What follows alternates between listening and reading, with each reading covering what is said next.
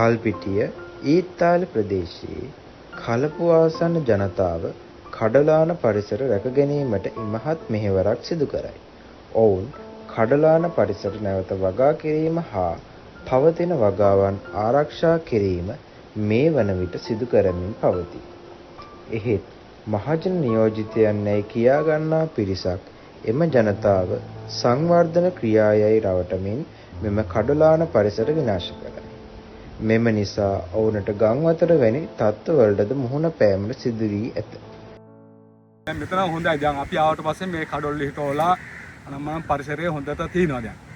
හොඳට තියනවා. මේක විනාශ කරන්න කට්ටියක් බලාගෙන ඉන්නවා. කට්ටියක් විනාශ කරලා යන්න. ඉන්නේ අපේ ගමේ පොඩ්ඩක් අර ලොක්කෝ තමයි ඉන්නේ. ඉතින් හරි නෑ නේද ඔය කරන්නේ. අපි මෙච්චර මාන්සියලා හිටවපු කඩොල් පැල්ල ටික ගලවන්න දෙන්න බෑ. ගම් වතුර සාමාන්‍ය පාරයන්ට විතර වගේ ආවා. මේ පැත්තේ ආවනේ. හා මෙහෙන්දලා. මෙහෙන් තමයි. මෙහෙන් තමයි. මෙහෙන් පාරට යනකම් මෙන්න මේ ගාන දැනිස්ස ගානට වගේ වතුර ආවා.